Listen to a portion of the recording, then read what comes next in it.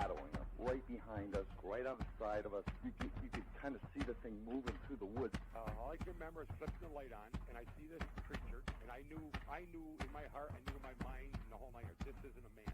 And then this thing walks across the road, takes a turn towards us, and then leaps over a guardrail.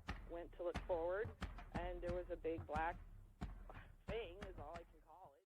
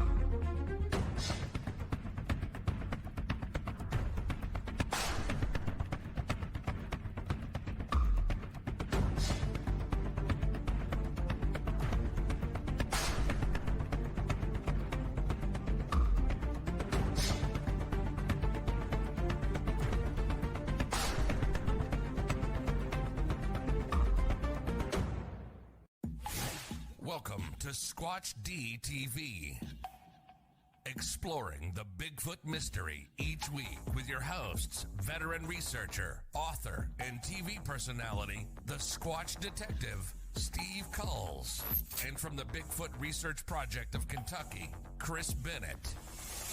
Sit back and buckle up as we bring you guests from around North America discussing the Bigfoot phenomena, but not without a few laughs too. Here are your hosts, Steve and Chris.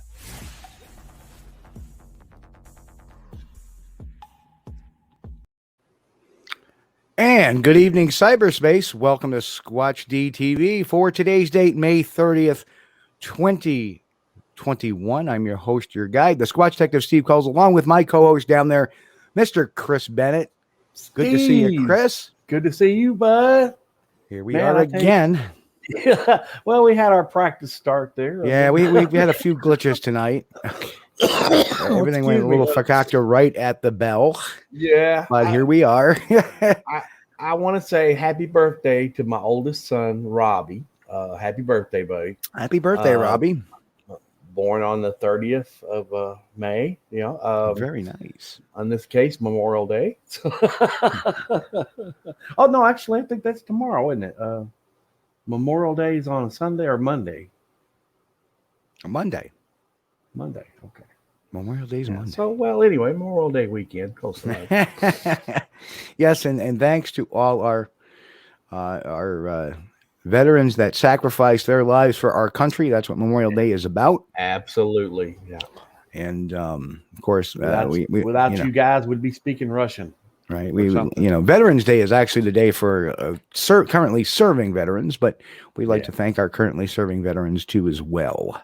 Yeah. So anyway, I did, Mike asked if he wanted to come on, our good friend Mike, and I said, yep, come on. So hopefully Mike is getting prepared to come on, as a third person in the wheelhouse, because we tend to drone on. But let's do the roll call tonight. We got Ammon Chris. Hello, Ammon. Good to see you. He said I'll be looking for the naturally occurring red circles in tonight's show. Yeah, we love those red circles. And something to Sasquatch about. I love those red circles. Well, of course, we got B. Lynn in the house. B, good to see you. Hi, B. Good to see you. Yeah. One of our newest viewers, a good friend of mine, Jeff Trefoletti. Trefoletti is in the house. He's all excited about some of the stuff we're going to be doing tonight. Who else is in there? We got Alan in the house. Hello, Alan. Hey, good to see you. you. On, Kite. Good to see you, bud. And of course, we got Mike in there somewhere. John Swan, good to see you, John. Hey, John. Who else? Who else? We got to go down a little bit. Bob Lemley's in the house. Hello, Bob. Hey, Bob. Good to see you. Bob is on the Facebook side of things. We can't comment on Facebook anymore through the chat thing. I don't know why. I'm not sure. Something in the good old Facebook algorithm. Of course, the show's beginning in July. We will be going exclusively to YouTube. No more Twitter. No more Facebook. Will be only on the tube. So you're gonna have to catch us live on YouTube. Of course, we got Walt in the house. Walt, good to see you, bud. And little Walt as well. We got Nikki's in the house as well. Nikki Cologne, Nikki. Good to see you. This person's kind of new. Tom C. 102-919-68, whatever that is. It's just a random number, maybe. I don't know. But welcome to the show, and good to see you. I see Sherry up there. Hi, Sherry. Yep, Sherry's in the house. And okay, so that's our rundown right now. I'm sure, as always, people come plopping in. Oh, yeah. And we're going to add Mike to the stream. Hello, Mike. Hello, Mike. Hi, guys. Hi, Chris. Good to see you, man. So, my apologies for getting in there late. No problem. No problem at all. No problem at all. We like having a third commentator in the house, especially when we're doing a show like this tonight. Oh, yeah. What makes a Bigfoot photo or video worth looking at? And I actually have, in my looking, I actually found a few that they make me go, because they have stories behind them. They don't look genuinely fake.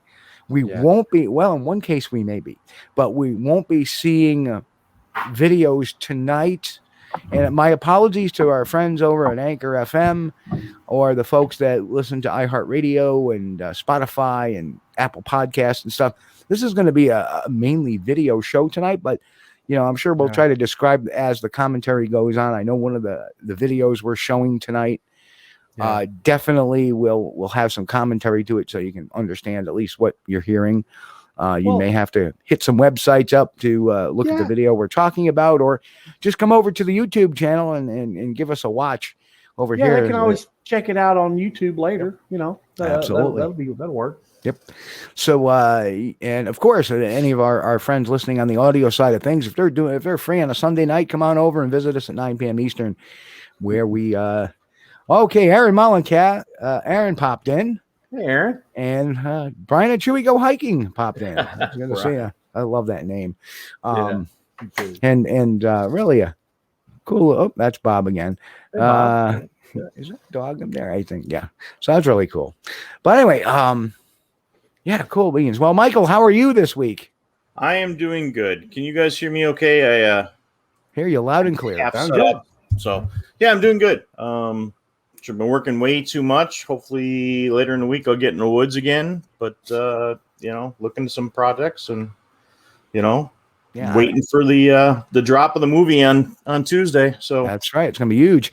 Of course, we're talking about the movie is Bigfoot: The Journey, and that's going to be Small Town Monsters, and it features this guy down there, Mike, myself, and a few other familiar faces. Like our Alexander. Alexander. I'm so off tonight because I literally Mark and Andy Metsky and the whole crew. Yep. Today was a very interesting day for me because as I was prepping for the show today, it kind of took a turn. And sometimes things take a turn where, wait a minute. And a great revelation was exposed, as you saw, maybe not for our YouTubers, but if you caught the adverts on YouTube, on Facebook or Twitter, we do have kind of a bombshell debunking tonight, which is going to be kind of eye-revealing. Anyway, eye-opening, I should say. And the amazing thing is that many, many months ago, I think, we're going to be on doing this for a couple of years now, Chris, coming up, I think 2 years on StreamYard. Oh, yeah. And I think like in the first month, we covered this video a little bit and kind of chuckled at it a bit, that it didn't look right. And we're going to revisit that a bit tonight. But like I said, it's a bombshell discovery that I'm surprised has not sprouted up. This is so so obvious. And of course, Godzilla hi Godzilla, good to see you. He loves debunkings, and of course, we got Steve in the house. Steve, welcome. Good to see you, man. The Curious Cryptid. So, we have a lot of fun stuff to do. And of course, we got Low Rider in the house, and I think OT is in the house too. So everybody is kind of wandering in, and of course, we got a few new faces. And let's get to some fun. John Bush is in the house. Hello, John. Evening. So let's get to. I don't know, Chris. I don't want to do the debunking first. What the heck was that? That would have been an external hard drive with lots of thermal footage. Oops. Oops. Well, it wasn't. What it did have a lot of it. Yeah. Speaking of thermal, something we're going to do here this week. We are talking about we like to do. We're going to start doing a product of the week. And although it's not the greatest resolution item out there, the one thing we love to put out there is the FLIR Scout TK, which I'm gonna pop this video up and I'm gonna mute it just so it'll play. I'm gonna get my face off there because it tends to truck along when I'm not on there for whatever reason. The upload speed isn't as great coming. It's almost like there's one lane of traffic here. So the FLIR Scout TK is what I use to take this video. And what I love, one of the great things about doing Sasquatch research to me, and we can talk about this while the video plays, is shooting wildlife with a FLIR or a night vision scope, just because it's so damn cool. You can actually see them doing things. Of course, these guys see us, but if we were in the dark, we wouldn't see it. And the cool thing was the barred owl. You remember that, Mike? Mike was with us when we took this video. Yeah, I was a crazy driver for this one. And we couldn't, for a while, we couldn't figure out what this was. And then once we moved, you could see it's actually a barred owl. And there it is. He's kind of just looking around. Well, see, that's the thing with the thermal, man. I mean, if you're out at night and you look over into the woods, what are you going to see? You're not going to see anything. But if you got the thermal, you can scan an area. If there's anything, white or depending on the settings, how you get it set up, but you can see something that's noticeable and you can go like, okay, that area there, what is that?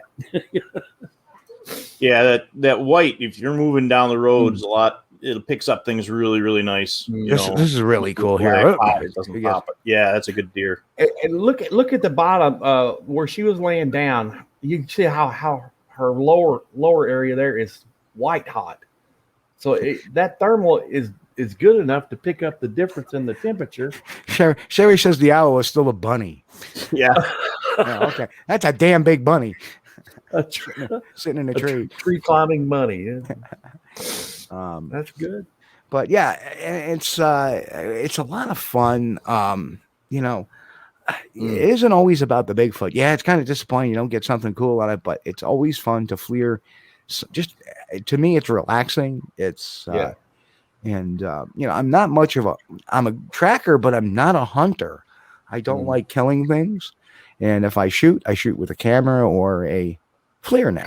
So and this is or a night vision scope. It's just crazy what you find out there. I haven't seen a bear in the woods, but I've got a bear on thermal that I found. And we watched that for 10 minutes on thermal and night vision. So. The very first time I used a FLIR was the Seek Thermal, and I still employ it occasionally. But the Seek Thermal, the first time I got a bear that actually stood up over some trees and watched us, and then lumbered off, which is really cool. And of course, my favorite, the trash panda, aka a raccoon. And Mike goes, "Hey, he caught him in the headlights. There's a raccoon up there." Because he caught him in the eyes in the headlights, and there he is, just do. I'm hanging out. I'm hanging. What's that? All right, I gotta take. And it was gone. Yeah, I got some good eye shot here, right here. There's the eyes. Yeah. And then he's gonna take off. I'm out. So. Well, one of the things too, when you've got the FLIR on whatever you're looking at, like for instance, when that deer took off, if you guys had just been there in the dark, you would have heard something, blah, blah, blah, blah, take off. You've been like, what was that? Well, if you're looking at it through the FLIR, you know what it was. That's a deer. Oh yeah. I mean, how many, we were out driving around the other night and this gentleman was going, hey, there's something out in the woods behind you. And I just handed him my ATN and, it's 2 opossums out there. Yeah. And if anybody's interested, get out of there, honey. Scoot. Oh well. If anybody's interested, it's actually I can't get this honey screen off. Is there X in there? There you go. No, there you go. But this one is actually down $100 from the last time. Get out of there. And that's what I think. This is a good idea, Steve, because this is actually somewhat affordable, for the average guy. Normally, I looked at some of those higher end FLIR setups, and I was like, thermals, and I was like, oh my god, to get that thing, I have to sell my truck. But it makes a nice little pocket use. OT was asking about what Seeks we were using. Steve and I both have the phone units. And if you're running after something and you're like, oh, I need to get my hands free, you throw those in a pocket, and now you've trashed your charging cable. So that FLIR is a nice to fit in a thigh pocket on tack pants or into a vest or something real quick when you're running. Compared to my monster that I carry with me. So I am gonna put the link to that in the chat. You can't see it on Facebook, but you can see it on YouTube, and I will be posting this under the video. Once we post it, I'll be posting the link to the product tonight, so everybody can see. And if they want to buy one, they can go right ahead, and that also helps support our channel as well. So. So anyway, I think it's worth having. I mean, I was really impressed when Steve came to Kentucky for a visit. He brought that thing out. We were out in the backyard. We were checking everything out, and I'm like, "Wow! Oh my God, this is great!" And because the only thing I'd ever owned in my life, I've never had a FLIR to this day. Never had a FLIR. I've got those night vision binoculars, which they're great. But I had never seen anything like this handheld binocular. The only thing I have is like a night vision handheld binocular that didn't even work before. Yeah. But this is like, oh my God, you could see any little thing that moved that had a heat signature. Is like, there it is. It's not hiding from you. Now, you don't get the audio commentary though, which is also sometimes good and sometimes saving grace. Let's put it that way. Holy. Oh man! And Tom, you got the right idea. Over on Twitter. Tom is actually over on Twitter, and for whatever reason, that's why. Got it. Tom said that it's just in time for Father's Day. So there's the link, folks. Please. And that price is not a bad, bouncing starter point. Yep, exactly. It's nice and easy. It's not horrible. Well, that's why I think it's a good idea to do this, Steve, because you can show what equipment that you've actually taken with you into the woods and used, and what equipment that it would be good as an affordable, base to begin with. Because I looked at some of that FLIR stuff, man, and it's not cheap.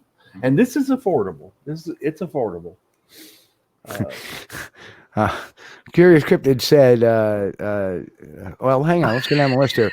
OT said, what's a decent and not hyper expensive microphone? OT, we'll be talking about that really soon.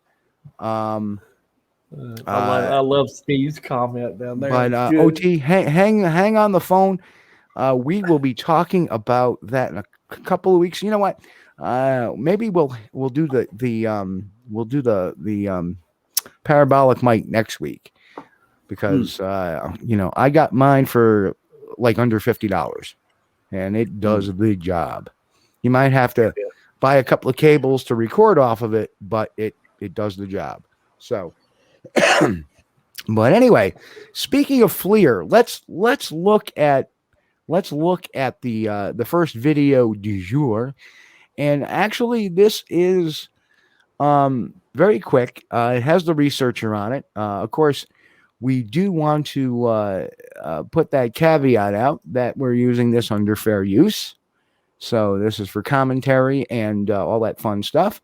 So don't, I don't want YouTube to come. So anyway, here is the vid, and take a listen. This is a researcher who caught a possible skunk ape on a thermal. It's so here it is, and it just turned out to be that the skunk apes rule tonight. A lot of this stuff is skunk ape stuff. So seems like there's a lot of video coming out that way.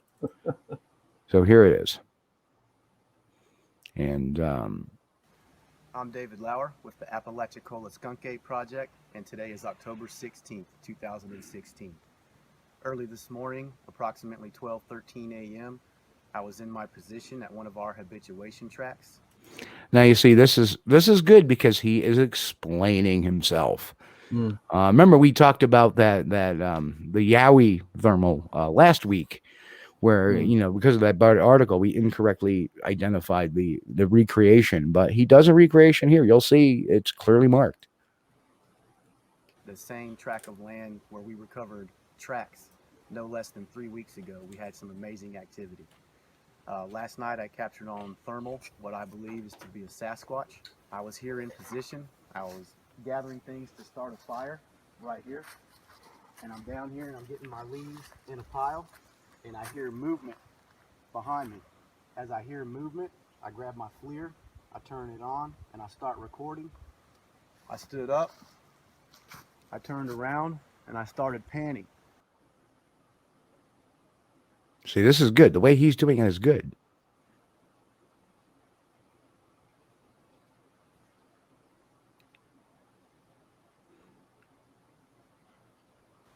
What I heard was some movement up on the top of the ridge and what sounded like a buck grunt.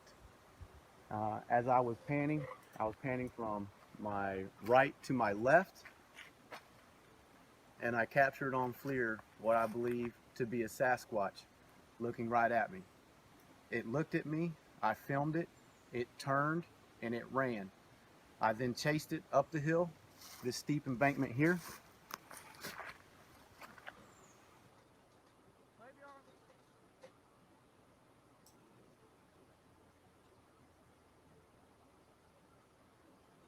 I see, this is what researchers should be doing.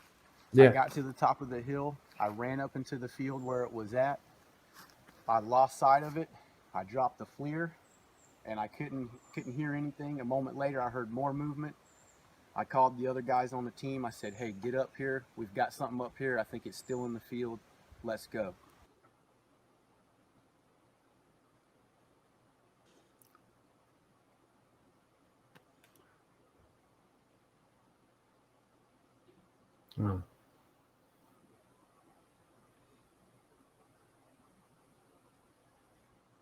So not bad. Interesting. Is it a Bigfoot? Who knows? Could it be a guy? Maybe. It's not clear enough to really say anything, but and then again, he's showing the recreation. Yeah. Which clearly states it's a recreation. Right. So, but if you look at the recreation, it's hard to tell whether, judge the actual size of it, to tell you the truth. But, yeah. I gotta say though, at least it's what researchers should be doing. Now, I'd say it's a good example of what to do after you have had an encounter, to go back, check the area, do the recreation. It would have been nice if they could have measured some of the heights of the trees over in the area where it was at. That they could have got a better idea of exactly how tall it was, other than it's taller than somebody 5'11". I mean, I'll give it a B+. The measurements would have been nice. That would have given an A rating, and but I give it a B+. As far as now, if it's a Bigfoot, if it's a Bigfoot, who knows at this point in time? It's too hard to say. That's why I don't think a FLIR image is not really going to prove something's a Bigfoot. But what it does is it'll tell you what that noise is, what that movement is. Right. And that's the case. He heard something, he scanned, he saw something upright and run away. Beautiful. We know it's not a deer. We know it's not an owl. We know it's not a mouse or a raccoon making that noise. It's something upright walking away. But here's the other thing that, with using thermal is that they could have done that recreation during the day, got a good hit and done it with the video side by side. So you really could have got an idea of exactly size wise and stuff like that. But the movement in the original is kind of an interesting movement, and slowing that down would be kind of an interesting rollout on that. Yeah, there wasn't enough of a video breakdown. That's why I say it's a B+. It's still got a few steps to get to an A. Something that kind of, about the video, something kind of bugs me a little bit is while he's, catching it with the thermal, why does it suddenly take off? I mean, if it's completely dark, to my mind, they think they're hidden. I think they know we can't see in the dark. And so they get an opportunity to slip up on us. John Wilk in the house. Hello, John. Hey, John. To me, I don't know. I mean, just the fact that he stood up and started looking at it, and maybe that's what made. I mean, could it have been watching him? Yeah, and then all of a sudden now it's noticed and it takes off. I mean, you remember my encounter, Chris, where I had a light on it. It didn't move until I moved that light. Then it said, "Okay, I'm going." Right. Now I can't explain why it ran. When usually they've come face to face with people and walk off. Don't know. Yeah. They're who's to say? Maybe it just decided to go. Maybe it was a young one and got scared. Don't know. Yeah. Where was the rest of the team? I mean, but maybe it was those data points in there are really important. I mean, I definitely got to give them thumbs up for that. But we don't know where the rest of the team was stationed while that happened. So or was it a hunter and oops, I found somebody else? Right. So and the other thing too is it could have been another hunter. They're watching me, and maybe he was spying on them. Right. But I don't know. Give it a grade, Chris. What do you think? A, B, C, D, F? Well, I really did like it. The bad thing is when we're looking at these videos, though, I can't help but look with a skeptical eye, and I'm very skeptical of I'm sorry. everything. I'm sorry I've done that to you, Chris. That's the thing, man. You can just look at it, and all you can do is really I like this, or no, I don't like this. Well, I like that one. I think it's good. Yeah. Now, that's not to say that that's a Bigfoot there, but it's definitely not a deer. We could say that. But it's really interesting, and I would say, hobby is, he gets good marks. Okay, B+. Yeah. Mike, what do you think? I kind of like it. I'd probably go look at more of their data sets to see what other data they've got. Maybe prior and former. I mean, it needs a little more to it, but I'd probably get it around a B for at least the documentation of what they're trying to get at. They're not saying it is definitely, well, I guess they are, but he tried to figure out what data he had. I mean, that's a big plus. Yeah, folks in the chat, something to Sasquatch about said C+. Yeah, put in that chat, in that comment, leave us a comment what your grade of the thermal skunk ape is. Leave your comment. Let us know. Tough crowd. And look who's in the house. Christy London. Hello, Christy. Let's get the psychics answer. Yeah. And Quick Witty's also in the house. Oh, Quick Witty. Yeah, excuse me, medium before I get yelled at. And my grade is not based on whether or not it's a Bigfoot, but how they did, how it looked. Yeah, that's important to mention. Yeah. Tough crowd. I gave it a B+, but he's giving it a C+. I would not want you guys my teacher. There's pretty tough skeptics out there now. And it's not grainy, and you really can pick up where they put themselves right in the right spot. So we got to get them that. I mean, totally agree, John. What's your grade? It's not necessarily based on science. It's based on how he did. How did they do recreating that? How did he do with the video presenting that? I like the fact that they presented data with the film rather than just presenting the film. Hey, look what we caught. Sounds like Rocky Mountain Sasquatch. That group. I'd like to know what John's idea. I mean, he spent a lot of time on thermal. He's probably on there, as much as we are, if not more, and got some of those big units. Say, and Steve said, even just trying to recreate as a U step, most will not take. That step alone, steps one above C to him. Yeah, I agree. Yeah. Mr. Celtic says C, B for effort. Yeah. And John says, okay, fair. Nice work trying to document. Yeah. B for Lisa. Yeah. So it's good to know. There we go. So everybody is OT says B for documentation, C for the footage. Yeah, I mean, I'm with OT. I would like to have seen some more measurements done, but this is the way it works. Sometimes you get out there and you do a really good follow up, and I'm sure the next time those guys follow up, they'll probably be putting a measuring tape on some of those trees, and stuff like that. Boy, this would have been. We all learn from our experiences, and we can all grow. So I'm not knocking them for that at all. I mean, no, definitely. That's why you said I'd like to see where they came from and where they're going. So so we're looking at skunk apes, I guess, most of it today, which is kind of funny. I'm just chuckling because this is actually kind of a cool forum tonight. We're just looking at video. Let's grade it. Let's give it a grade. We'll do one more. We'll do one or two more, and then we'll get to the grand debunking of this video that we've talked about for. So what should we shoot for next? Okay, here's one everybody knows.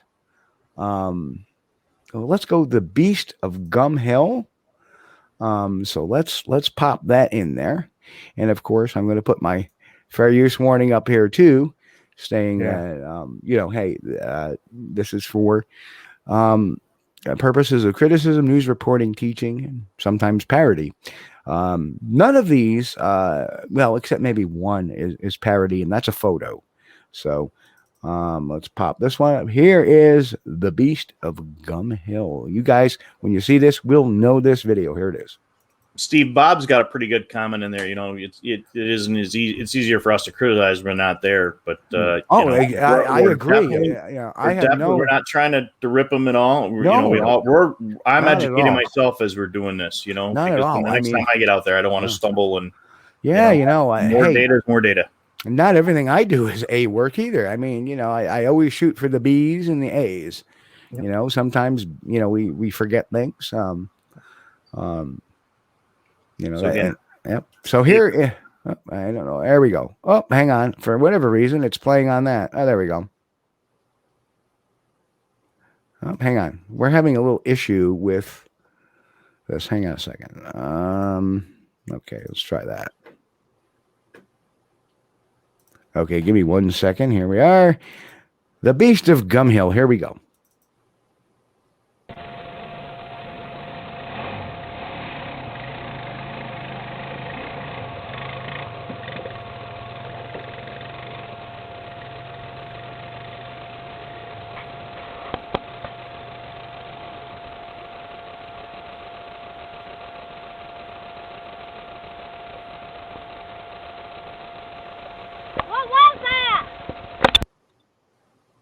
Okay, and there we go. So that is the Beast of Gum Hill. And we'll put that back up. So let me give you a little background on this. There is a backstory to this. I mean, and here it is. This was the actual YouTube posting. Let me get that a little bigger for everybody to read. Yeah, thanks. He did do a Q&A session on it. He says this is the second time he's actually seen it. This is the first time they managed to capture it on video. He does film his ATV rides. He's still doing it. Has not seen a Bigfoot since. So, is it a Bigfoot? Is it somebody in a ghillie suit? I don't know. But at least there is some video in the front of it. And if you look at their YouTube channel, this is what they do. so it's not unusual. And OT says, "Is this where the Sasquatch takes the ATV?" Oh no, that's the Butchie Kids. No, yeah, yeah. Oh yeah, Butchie Kids. And they haven't put any other footage out that's quote unquote Bigfoot footage since this. And John said, hey, I believe this one. So, and this is not based on whether or not this is Bigfoot or not. And this is just again, we'll grade this on believability. It appears, no, that's not the Mick, the Beast of Gummy Hill. It wasn't gummy bears. No, not quite. Mick. And Mick also said gummy bear. And Mick also told OT the meatloaf's hot out of the oven. So, but based on, believability, I'm going to and based on what I see investigating on the channel, does it look like anything out of the ordinary? And the answer to that is no. So if it's a Sasquatch or not, believability, it kind of rates like an A on the scale to me. Doesn't mean it's a Bigfoot, doesn't mean it wasn't a hoax, doesn't mean any of that, because I didn't investigate it myself. I didn't get to talk to the guy face to face. Right. But the fact that he went on the MABRC forum, of course, we know the MABRC is ran by Darren Lee, who runs the Hoaxers Exposed group on Facebook. So he's going to be in for some tough questioning there. So to go out and do that, I consider it some moxie, and to me, I think either it's a misidentification or it could be the real thing. I'm not sure if they were involved in it. Yeah. How much did it cost him after he stalled that ATV out in the middle of all that water too? Yeah. That's going to be a little bit to get out of there if you're messing around. I'm sure your boys can come pull you out, but I don't think I want to put my vehicle in there. They're somewhat sealed, but there look good water moving there. Mary Roller. Oh, that's Mick. Mary Roller said, watching Big Expedition Bigfoot. Why are they walking all over fossil prints? Why do people do that? We don't. So, well, that's something too we have to take into consideration here on this ATV Bigfoot video. We can't really expect the guy to do a follow up because he's not really an investigator. Right. As far as on face value, Mick, this is just face value believability. Remember, a lot of us don't have the ability to do an on-site investigation, a lot of stuff, but people will comment on Facebook and other social media platforms. Oh, this is so believable. And it's like I watched the top 15 believable Bigfoot videos, and the first 12 were all BS. And we have a lot of these channels that propagate every single Bigfoot video as, oh, they're so real, because they do it for the hits. As you know, we don't do those for the hits. But Steve, he's got the date in there. You've got the time. You got the time of day. You got the date. You got the camera used. It's all in there. Yeah. So I mean, you can go back and take a look at, well, was it raining that day? Was the sun out? Was it 6:30? That's all that data is there. So I mean, you got to get him some credit for throwing that in there. And if there's history, I can't say one way or another what it is, but it's. But their openness on the information provided would lend me to believe that, hey, listen, they put all that information out there. I've had witnesses that you've had to draw that stuff out of, and that usually, So, and some people, Lockberry looks pretty believable. Yeah, it looks believable, and that's what it's about. How does a video look? Not necessarily what it actually can turn out to be sometimes. Let Mike, you go first this time. How would you grade their effort on getting the information? Their effort for getting information. I mean, they put their data points. They put the time, date in, the camera in.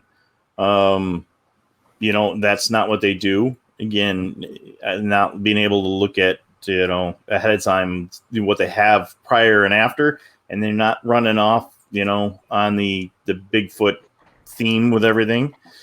I'm gonna stick him in there with a B again. I mean, it's the data they have. That's what he ran with. You know, I'd like to know maybe another 5-10 seconds after he stalls that ATV out, what he did, where he went from there. I mean, they're filming. What else was there? You know, exactly. Now, I'm not putting him down. So Don Phillips is not sure if I'd be taking the time to look back at the camera at that point. Well, here's the interesting thing with that is that whatever it was walking away from him. So I think what he was trying to do is, hey, do you see that? You want to get that on film? Remember, these guys film all the time. So he's just making sure that camera is up and rolling because he's not filming, he's riding. So, and if you look at their YouTube channel, that's what they do. So and you know what? Some of their videos aren't very long and they're short like that too. So, so it seems consistent. And that's one of the things we look for is when you see a YouTube video, are they consistently posting Bigfoot videos? You know, that's how like the Squatch Master gets debunked, or that guy with the Bigfoot tooth, and Nate Knucklehead, whatever his name is.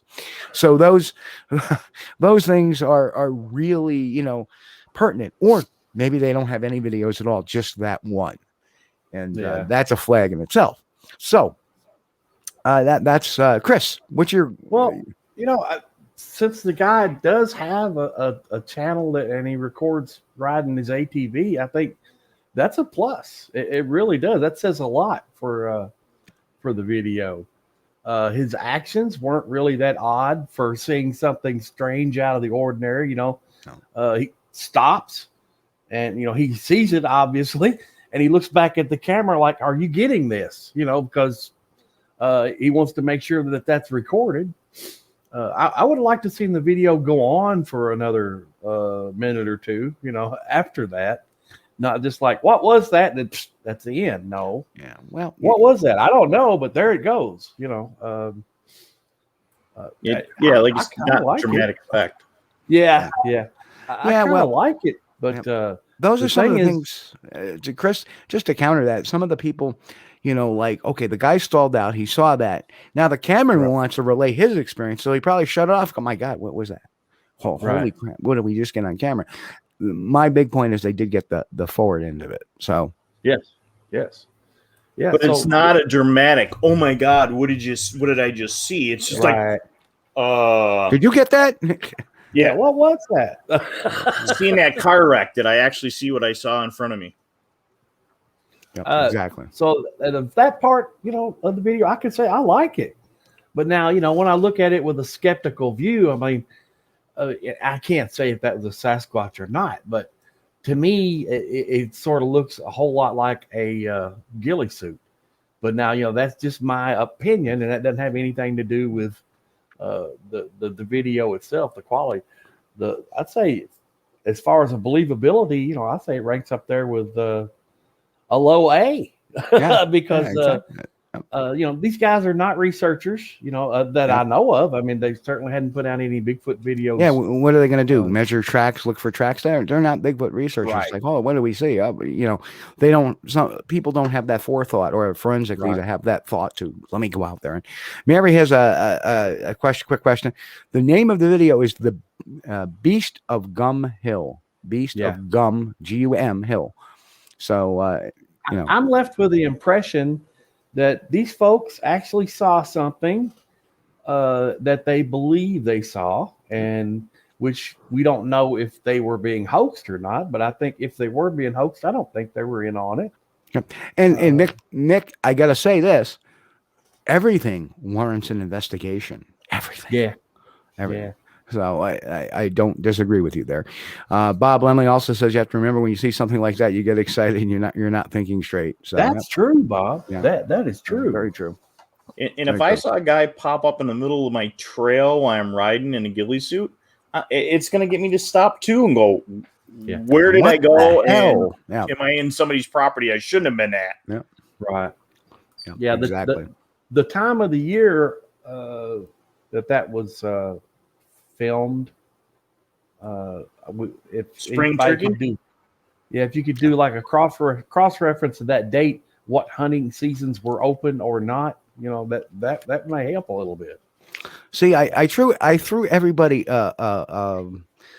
a ringer today because everybody thought I was going to put videos on there that were so obviously fake.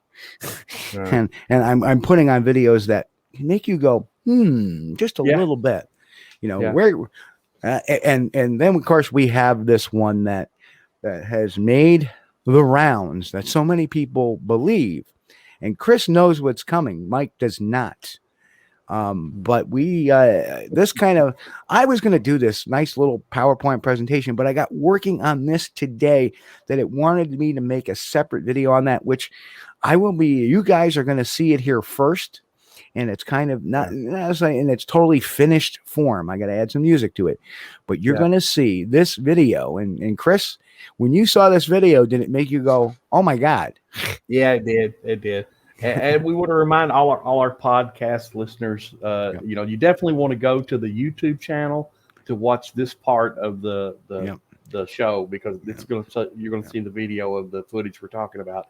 And so it's going to be right around the 46, 47 minute mark, I guess, something like that. OT says, NVTV videos. No. I started looking at some of them today. I'm like, oh God, oh geez. But see, those channels, the channels that put those on there for their little clickbait. Oh, the 15 bet, blah, blah, blah. The 15 best this, the 10 best this, the one, amazing Bigfoot footage. And you look at it and go, that's a hoax. It's been proven a hoax. They're just doing it for clickbait, and that's why they don't ever post where the original video was. Yeah. And some of them are so old, or some of them have been taken down. It's really hard to find them in their raw form with how it was originally posted. So that really annoys me. So I got done really quick by looking at some of them and doing searches, and okay, I found one. Okay, I found another. And I picked the ones that not necessarily were red circled at all, but this, and I want to make sure, whoops.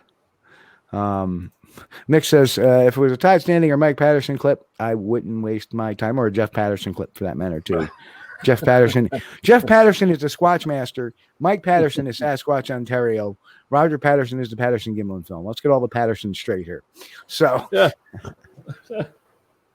and Jay makes a good point over here. Jay, welcome to the show. Good to see you. It sounds like a child filming, maybe why it's so short. Very, very true. Very true. And yes, Mary, you should start watching the channels. A lot of fun. We got a lot of material on there already, and we're getting more every day. So, yeah. So anyway.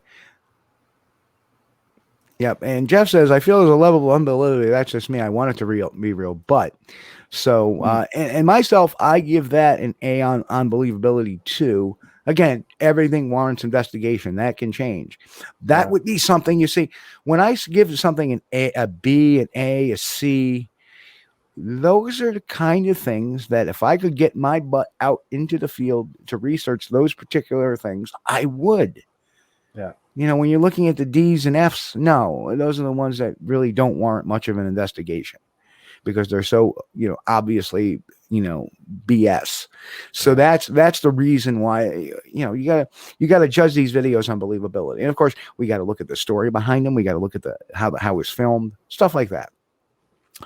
So anyway, like I said, I was throwing a ringer myself today because I was looking at this and I just on a whim said, I know this guy's name is Josh Highcliffe that did this video. Let me take a look at and find Mr. Highcliffe. So anyway, here is this video. Enjoy it. Here we go. I'm going to kill my camera first because here we are. Go.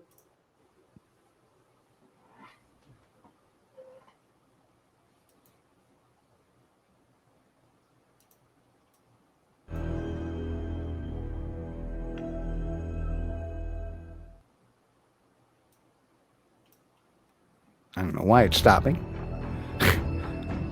Where are we going? Sorry about that, folks.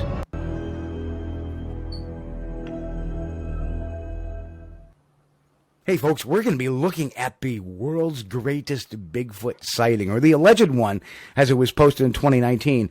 This film actually came out at the end of 2013, October 28th, 2013, to be exact. That's a bunch of years ago, but it still seems to be making the rounds around the internet. But as you can see, things are not always what they appear to be when it comes to video, even sometimes when you have somewhat of a backstory. Check it out.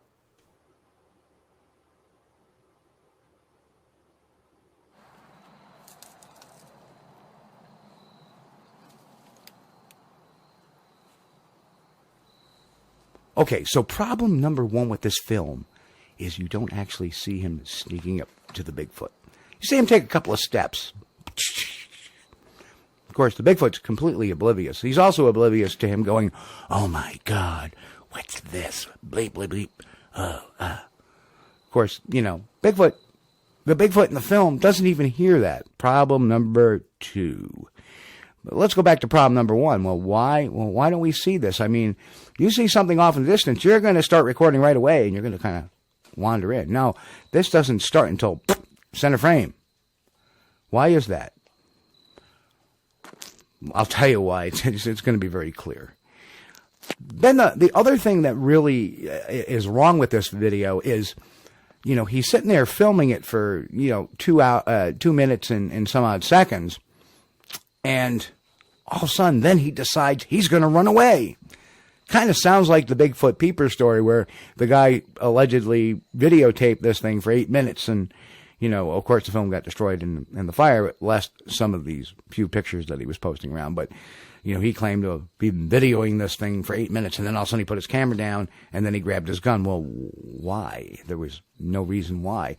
Psychologically, it makes no sense. Well, in this film, all of a sudden he turns around and runs away for no reason. Well, why is that? Why does he run away for no reason? It didn't turn around on him. It actually stood up for a bit, but of course, God forbid it turns around and looks at you, then you could tell if this thing was real or not. Kind of hard to tell when it's off in the distance between some foliage and with its back to you.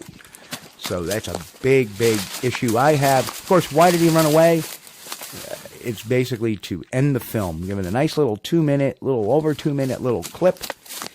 And we're going to get into a lot more reasons why this isn't real. Now, I'm going to say this. Pat Vaughn in chat, hello, Pat Vaughn, said he debunked this a long time ago. There's a roll and tuck in its right shoulder. There's a suit is sewn.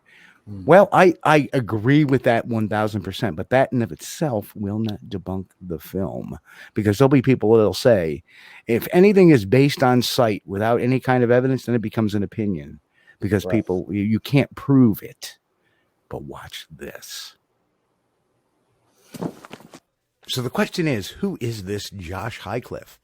Well, a simple Google research will answer everything, but Highcliffe in itself does sound kind of like a phony name. Highcliffe? It's possible, but let's do the homework anyway. Well, what my Google search led was a Josh Highcliffe listed down on the ranks after all the Bigfoot sites.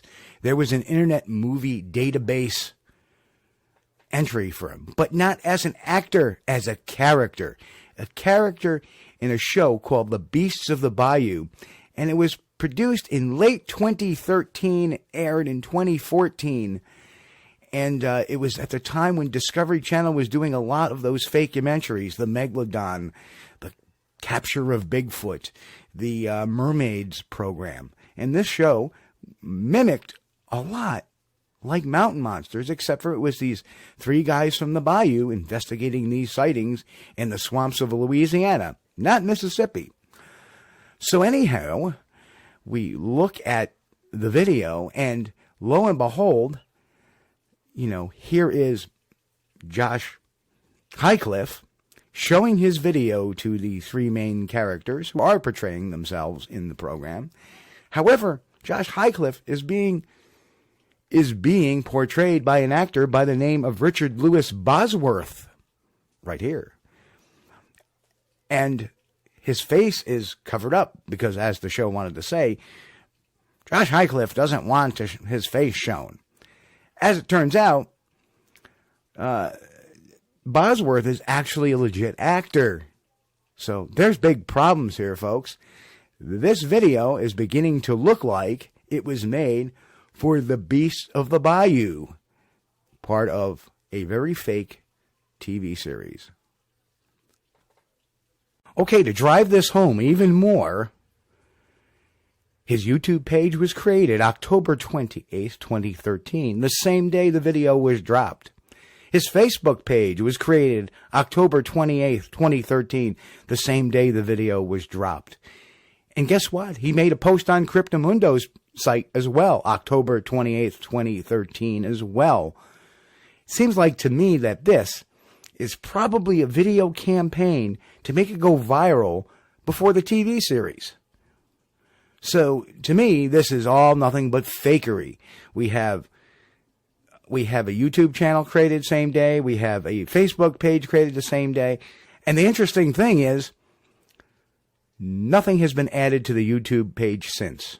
Not a thing, not a comment, nothing. As well as the Facebook page. Not a comment, not a nothing, nothing. Telling me Josh Highcliffe does not exist. No, Josh Highcliffe, my friends, is a character from the fakementary show The Beast of the Bayou. Again, held at the great time when Discovery was putting out all these fake TV documentaries. So, hey, another one in the bin. We'll catch you all next time. Thanks for watching.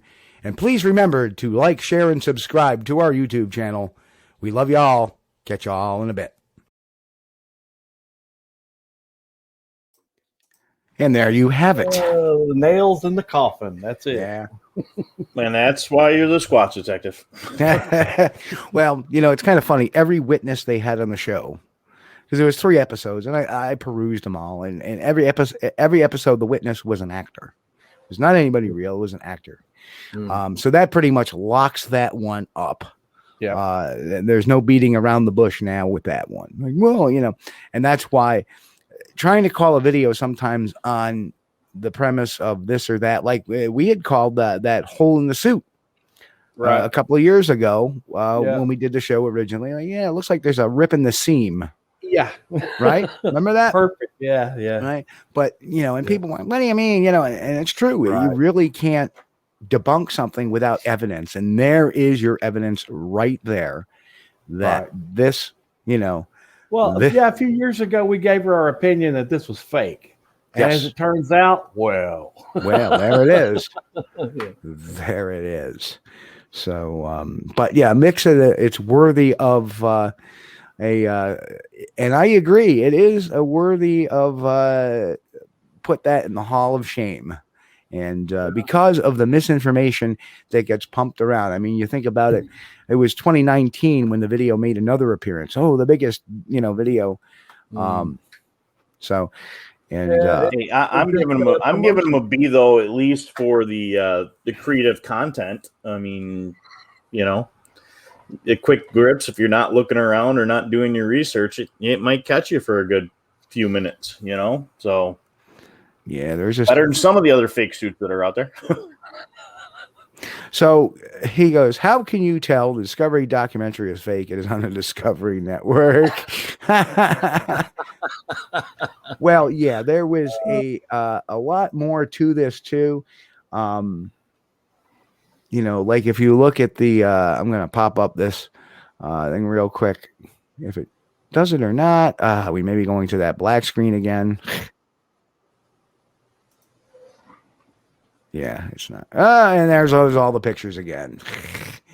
This is something my computer likes to do once in a while. They had that one. They had that one show. It was Bigfoot captured or Sasquatch captured or something other. Yeah. And you know, the way they put that out, you know, like it was supposed to be a real documentary. And dude, while that was playing, I was getting phone calls. Yep. Have you got the TV on? You've got to see this. Yeah. They've got one. And I'm like, no. If you didn't see it on Fox or CNN, well, here's the other ringer in this. They clipped a clip of Dr. Jeff Meldrum and some other researchers putting out wolf traps for that particular episode. Right. It was never with the 3 knuckleheads that were out in the bayou, nothing. But they put that in there to try to make it seem credible, like they did with the capture of Bigfoot special. Yes. They used Meldrum again as, a pony to make this look authentic. And what does a real TV show, what does a real documentary need with stunt performers? Mm-hmm. Anybody tell me? No. So there is some definite stunt fishermen. Stunt fishermen. Oh, that's pretty good. Yeah. Stunt fisherman. So that was really something else. Well, that was good. I like that, Steve. You did a good job, bud. Yeah. I'm gonna give you a pat on the back and an attaboy. and I don't know why, myself, I don't know why I caught that. I didn't catch that one quicker. I just don't know. Well, I do, because we already looked at this and we're like, that's a rip in the suit, dude. Right. Next. But usually when I do a deep dive in something will come up, like the whole Miller doc. Remember the Miller doc thing, right. Where we kind of debunked that whole thing, found the actual H.A. Miller and all that stuff, the real one, and he had nothing to do with nothing, and we had pictures of him later in life and stuff. So, but that's the difference you guys having 20, 30 years experience, where Mary 4 or 5 years, Mary, to answer your question, probably not.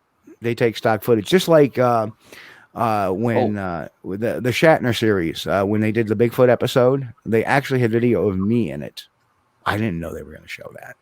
Right. They took some stock footage from another program and put it on there. And that's because they're part of the Discovery Network. They can do that. Oh, can we borrow some of that film over here? And, right.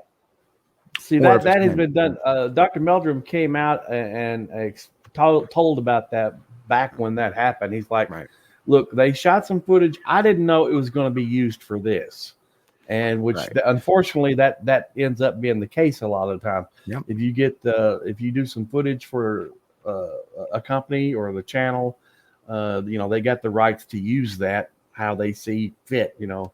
And more likely, in this case, the capturing Bigfoot thing was just for entertainment purposes. Exactly. And that's the big thing. When you do film, you got to be very careful. They could put my stuff in a fakementary, but I think they took so much heat. Although Mountain Monsters continues to exist, and that's not really a real thing, but I think they kind of realized that people know that, or at least most people know that. And they're cool guys, and they love their fans. And they're out there for their fans, so everybody can watch them. And Jay, I want to welcome Jay to the channel as well. Jay, we haven't seen you in here before, but welcome. And I know Timmy Boy's in today too. He's relatively a newcomer, I think. Welcome. But you can imagine a big boost in rating discovery if the documentary was real. It would have been worldwide news. Exactly. Right. If you're going to see a breakthrough, it's going to come on the news first before it comes on. And you see that from time to time. You'll hear them say this and that and stuff. And then there's stuff like and the unfortunate thing, it makes me look at every other show now with a grainy eye and a little bit of disdain per se, not because I'm jealous, like some people say. The reason why you're jealous? No, I'm not jealous at all. I'm not on a regular TV show that's produced by production. I'm jealous because at this point, the reason why I haven't gotten my own show, because I've been with a lot of production companies, is probably because of my demands to be authentic and real and be able to debunk things as well on the show. When I did the Loch Ness, you did get your own show. You already did. That was Loch Ness, the Loch Ness Nat Geo. Yeah, but that was a series. They did a lot of Truth Behind series. They did Truth Behind Monsters, Truth Behind Monsters. You're talking about like a weekly Bigfoot show, right? Right. Okay. Yeah. But yeah, I was on the Truth Behind the Loch Ness Monster, and they cut my debunking of the Preston photos, and I recreated them. That was the other. But they had some guy at the end of the show. Oh, I think it's a row of boats and some. I don't see anything on the shoreline that would make it. Well, if you looked at my picture, it would have been like, I saw it in Steve's picture. If they'd have showed that would have cleared everything up. Right. And, also my comment, and I was even asked on there by the director that, do you think that, Mr. Preston was, could have been misidentified this? And I'm like, I can't see how. It's very clearly standing out here by the lakeside. It's very clearly a reflection. Right. So, no, he was a guy looking to take advantage and took some money out of a copper flat. But anyway, I digress. But so I think that kind of mindset doesn't get you a weekly TV series. You want to have the little bit of trickery and fakery. And, I know Finding Bigfoot, they stood up after season 1 and kind of pounded their fists a bit. Listen, we can't have some of these creative edits you guys like to put in. It's okay to put a creative edit in to build a little suspense to get through the commercial, because that's what they don't want people to do, is tune out during the commercials. Yeah. But when you have when you kind of lead it to believe it's a wrong conclusion, that's what they had an issue of, and that was that cow thermal. But I digress. What's changing the dynamic, I think, and it should change the dynamic, is Discovery has gone to a paid service. So you have Discovery, or the Discovery ID Discovery, or not ID Discovery Plus, but Destination, Discovery Plus specials themselves. They're not based on, because a lot of them are commercial free. In fact, all of them are commercial free. What that does is it may allow for people not to put the fakery in. Steve's got it down pat now there. Curious Cryptid. Put Steve CC comment up there. And you know what? Mr. Tex and I play well anyway, so we just can't do a show on your terms. Yeah.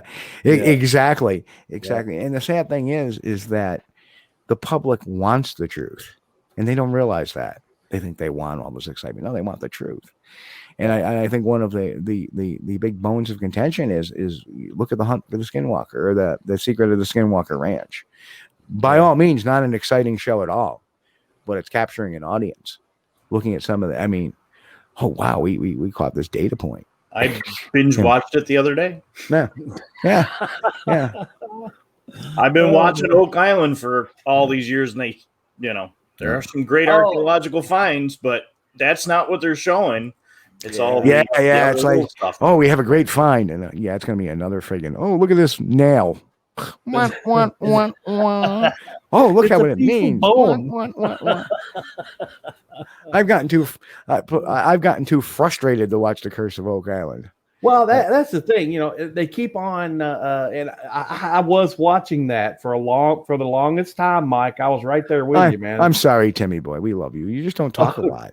You're not like Mick or OT or Em and Chris, who, especially Mick. Mick tends to, good meatloaf talk, and every once in a while somebody will chime in with a Snapple. So, Timmy, every once in a while, chime in with a Snapple comment or something, and we'll remember here. I'm sorry. I apologize. Yeah. But with the Oak Island, man, it's always like next week. And, you get to next week and like, nothing. Okay, next week. No, they got me on that so many times, and they can't get me anymore. But that was one of the only shows where the divers would go down and they'd actually have the 2-way communication gear instead of all the other shows that I watch where you're underwater with a regular open regulator and you have no listening. There's no you're faking that in the background. That's those are the things we always pick out, or when we have our little things that we do. I spent years as a diver and running that gear. It's like, how are you talking to somebody underwater? Because if it works like that, can I get some of that equipment free? Especially when they've got those what do they call the mouth breather things that goes. That's about all you can make out. The only one that can understand that is a dentist. Yes, how was your weekend? Oh, yeah, my wife and I went there too. Or my co-host, So. She must have stopped listening. So, yeah. And Timmy Boy says he's not speaking with me. I apologize again, Timmy. Remember, forgive me. Mary said Oak Island, I gave up. Yeah, me too, Mary. Yeah. I'm out. I'm sorry, I'm out. Bob Lemley said he took a peach snapple to Salt Fork State Park last week. An apple snapple. Apple snapple. Oh, that's pretty cool. So my question to you guys, I mean, I know you're your guest tonight, but what's the video that really got both of you guys? I mean, what, besides the PG film, what video really strikes an A rating with you guys? Good question. We got a few more to look at, but literally, I'm on the fence about the Freeman footage. Of course, I'm on the fence about every video without actually doing the investigation myself. But the Freeman footage looks pretty decent to me. Although people will, argue pro and con about that. I'm kind of on the fence about it. I like it, but I always have that reservation behind me. I didn't know Paul Freeman. He died before I got into research, so I was never able to speak with him, so it's hard to say. That's about it. I mean, the Pridgeon video, aka the New York Baby video, has always befuddled me. Always befuddled me because I investigated that and I tried to find answers that made logical sense to it and just didn't. The only logical thing is, a guy snuck illegally a primate into New York, snuck it into the campground, which was checking for pets, and just let it go up into a tree by itself at night. It just makes no sense. That's the only earthbound, or how should I say it, the most logical known animal explanation that it would turn out to be. Otherwise, it's something else. Yeah, so, the New York Baby video, Steve and I were of different opinions of that for years because I was just doing a quick look and just a glancing look, and I'm thinking, obviously that's a monkey, it's no problem, that monkey, and I just dismissed it. Okay, but Steve, of course, Steve has this way of saying, deep diving. Yeah, but you've got to really look at this. And when I started looking, and it was something so simple as like, where's the monkey's tail? And that got me to thinking, well, wait a minute, this is supposed to be a monkey, and I had always assumed it was a monkey. There's no tail. That doesn't jive with my quick dismissal. And so the more I got to looking at that, the more I started liking the New York Baby video. And to this day, I can't say, with any certainty that that's actually a creature, a Bigfoot, but I can say that now I do like it. I think it's interesting. And the other one I like is the Vermont trail cam photo. People say it's an owl, but the science proved it wasn't anything flying in front of the camera. Yeah. It was hell with the science. I'm not going anywhere near Frank's property. Yeah. And then there was the ghillie suit idea, but it's a front yard. It's not hunting season. The area is properly marked, and he would have set if something was going in that direction and stayed in that direction, it would have tripped Frank's alarm sensors. And why wouldn't it have just walked up his driveway, the easiest path of resistance? So, if the layout of the property, that doesn't make sense either.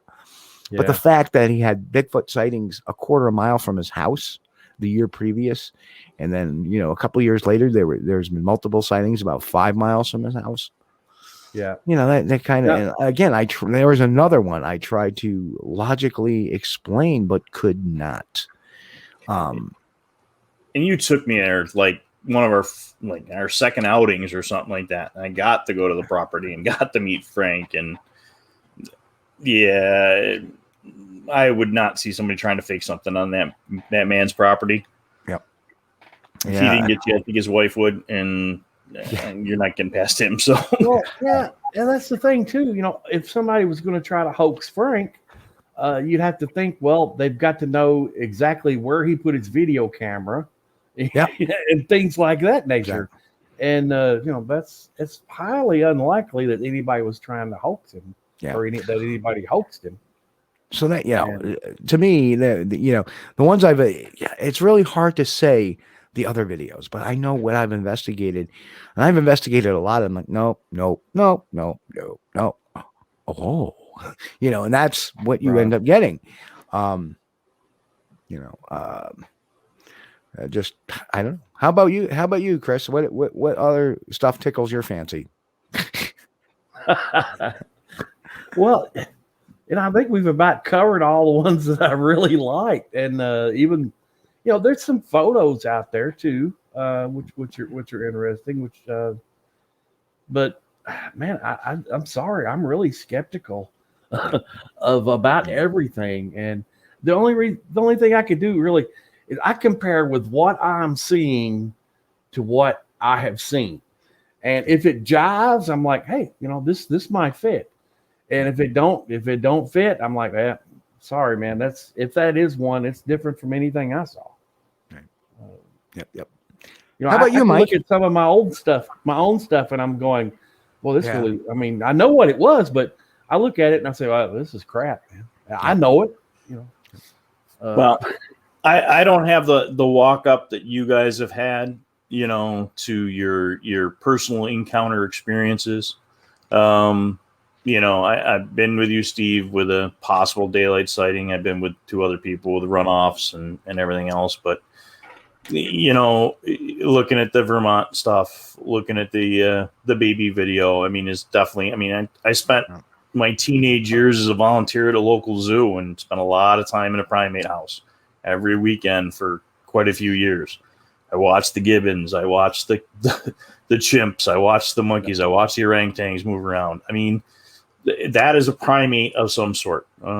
It's not break-eating like a gymnast as much. So, I mean, what is it? Yeah, it's there.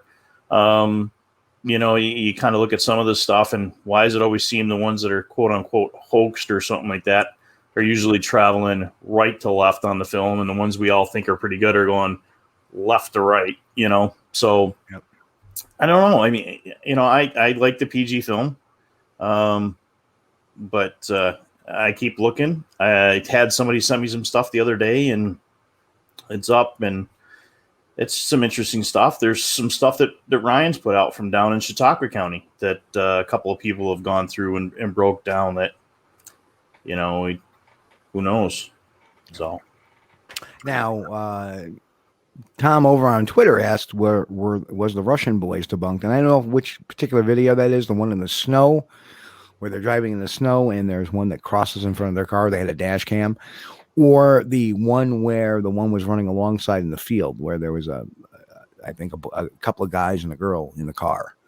I don't know, because there's the third one, Steve, there where it's brachiating through back in the woods. That's upright. And it really has that chimp look to it. Gotcha. Yeah, I don't know. And truthfully, if you're expecting Igor Burtsev to debunk them, pick another day. Yeah, not going to happen. Not gonna happen at all. And they're all if Igor is, I'm sorry, Igor, but if he sees the video and it came from Russia, it's automatically real. Doesn't matter. It's real. He went to the Janice Carter farm and heard all those claims and didn't see a thing, yet he believes it. So come on. So, there's Don over on YouTube. The answer to that is yes, I'm going. I've actually been back in the field. I'm just trying to get my schedule straight with a new job, and I'll be making my tour very soon. Very soon. There's a case, and I got to talk to him. I just saw with. I'll be calling him. He'll be selling tickets. Maybe Mike will want to take a road trip to Maine with me sometime.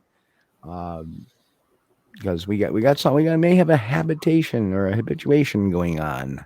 So we will, that's right. Igor did call Bigfoot and he confirms his sightings. I'm pretty sure. Yes. I'm ready to come out that way. I'm messing with some new night vision gear, homemade built stuff. Awesome.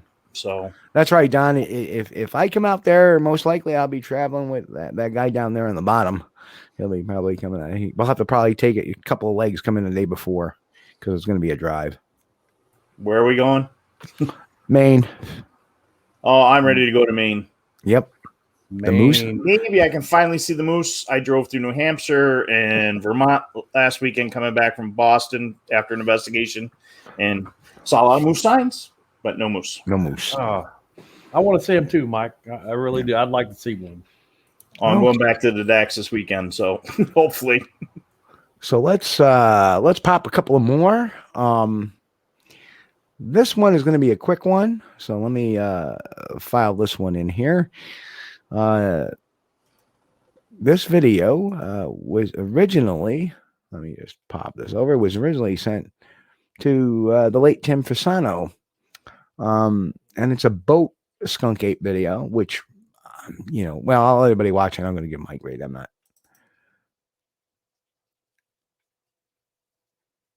Oh, hang on a second. There we go. As you can see, let me get my camera off.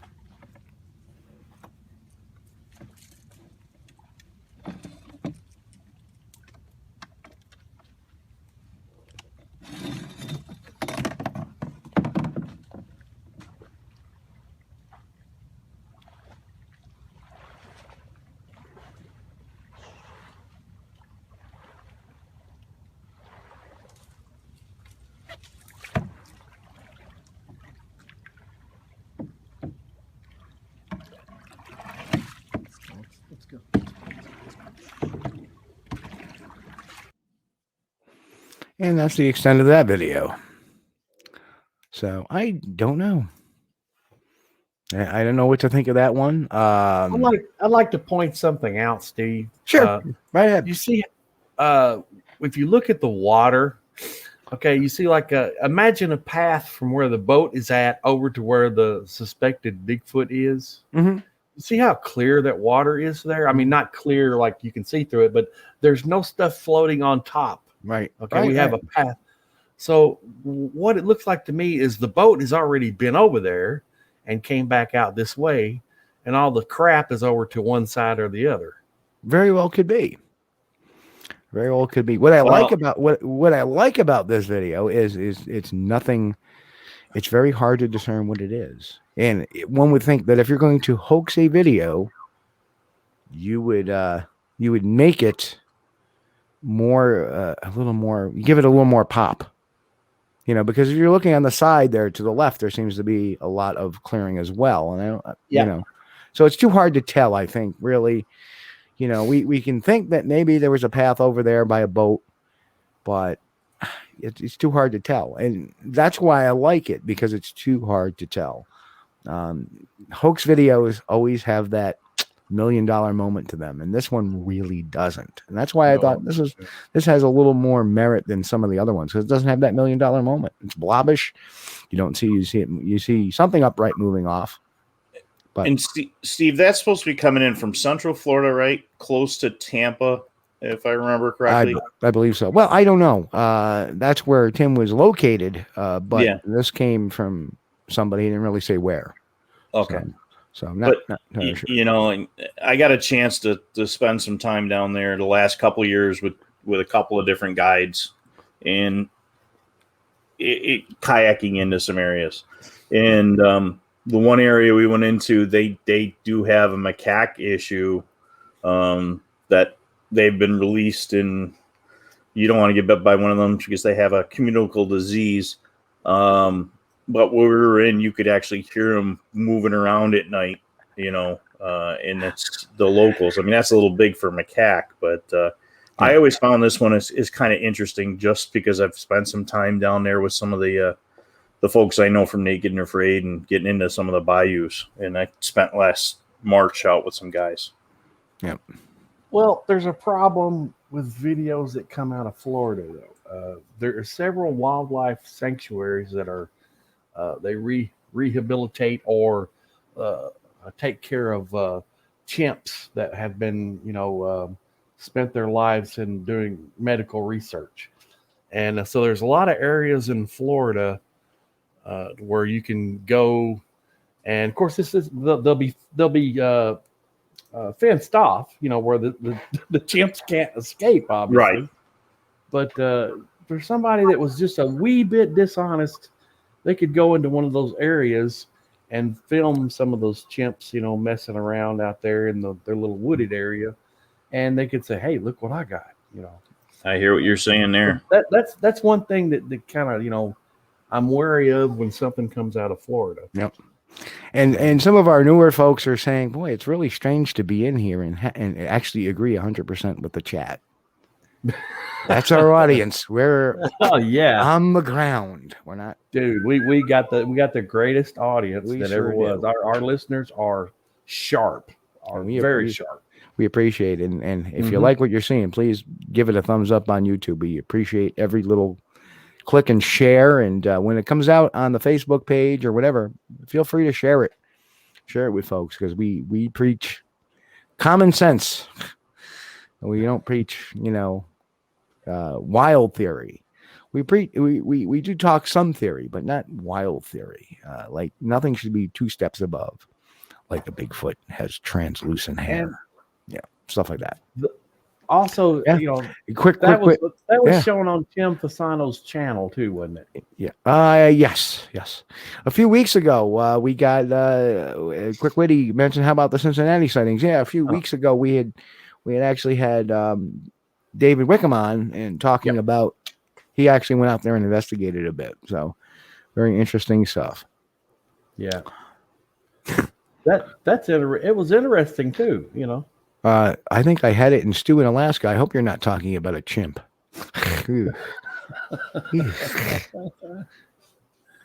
Oh, man. Oh, and Alan says, we're just like cheddar. We're sharp. I like that one. Yes. Terrible. Could be like Limburger, too. Don't forget that. After a week in the woods, we all smell like Limburger.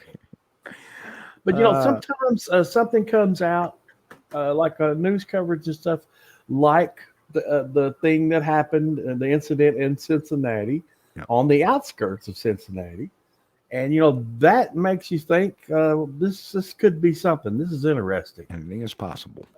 Multiple witnesses. Anytime there's multiple witnesses, and they're all telling you they saw about the same thing, there's something you got to consider that. Jay said some swamps are open like that. I kayak in Florida, so just FYI. So, and Tom over on Twitter says I'm more provolone.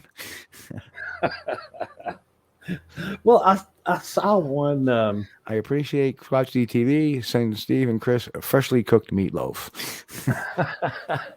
Thanks, Mick. Appreciate it. Hey, man, I love meatloaf. Never had a bad one. That's a challenge. I have. None of my own doing. But now there was another video out of Florida, and I don't remember who did it or what their name was or anything, but it was also filmed from a boat. And this one showed like a little Bigfoot head down in the water. We're talking maybe 6 inches of water, okay? Yep. And it was one of those Bigfoot busts where the head and the shoulders is sticking up, and they had it sitting down in the water, and they're filming it, like, okay. Yep. And I see the little trees and stuff right next to it. And I'm thinking, have they got Bigfoot buried up to his shoulders or what? Because that water's not that deep, man. Oh man. Yep. And all right, what do you got for us, Steve? Don said he makes a killer meatloaf. Cool. We may have to, and Chris says he's going to send you his Mexican meatloaf.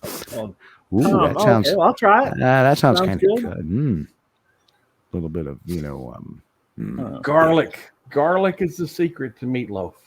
Garlic. Not meatloaf is the secret to meatloaf. Some people don't like it, and that's fine. I can understand that. It's not for everybody. But me, I love meatloaf.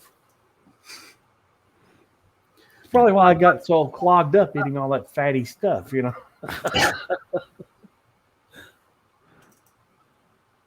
So again, we're gonna put the non-infringement and the fair use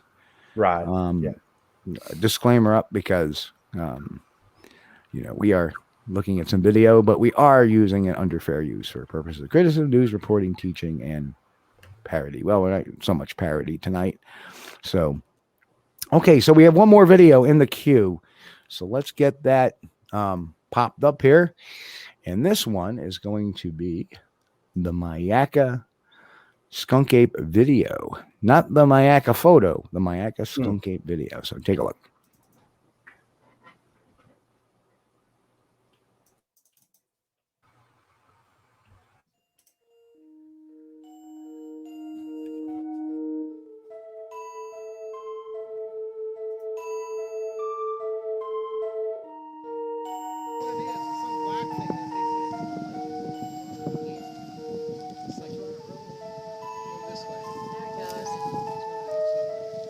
It's huge, though. It's huge, isn't it? Oh yeah, there now. Wow. Yeah, you see? Huge. Why did you leave? Looks almost like a person.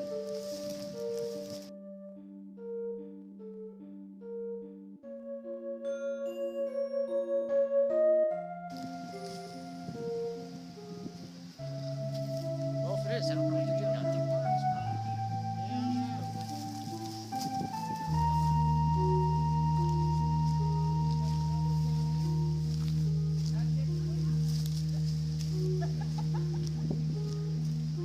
It's going backwards now. Yeah. There's two of them.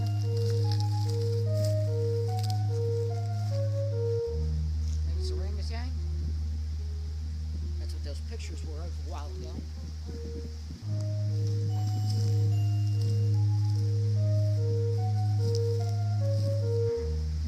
Waiting for the other one right now. See it? Oh yeah, where's the other one?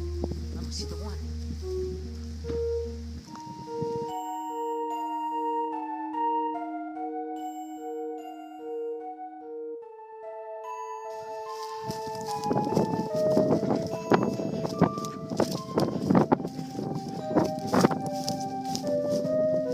There he is. Just walking, chasing him. Yeah. Walking out there. No, need to get out of the truck. Yeah. I'm gonna go to my camera because I can zoom in. And let's run, okay? Oh, you on?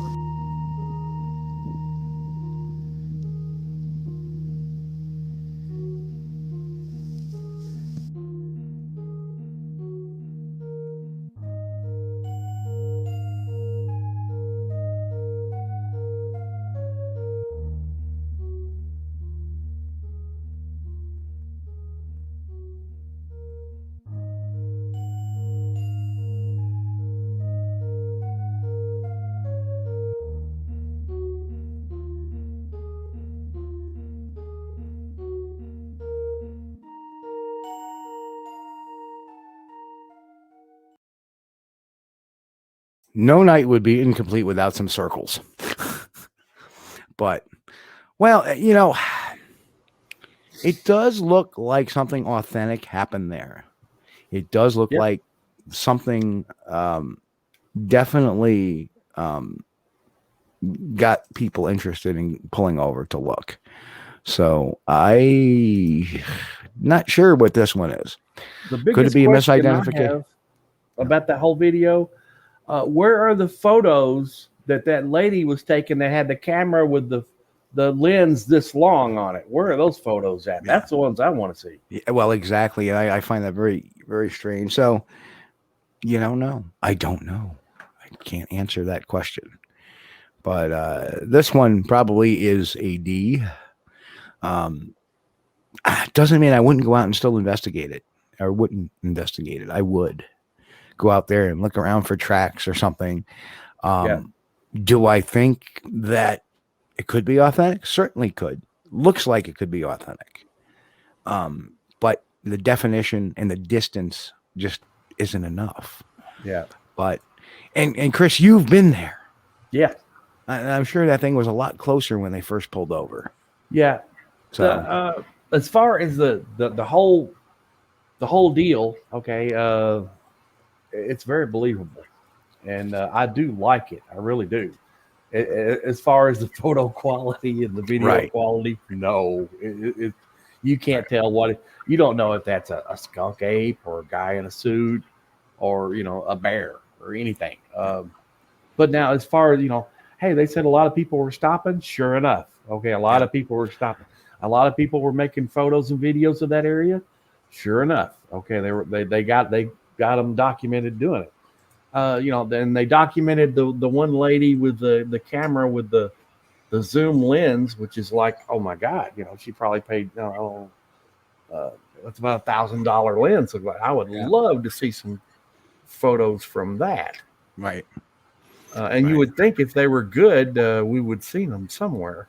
Well, the interesting thing is that as they move in, you can actually see a rather large bird move. It's a black bird. It kind of flaps its wings and it moves over a little bit.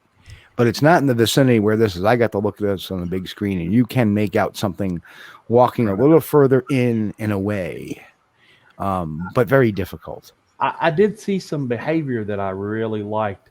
When the one pops up and goes down, okay.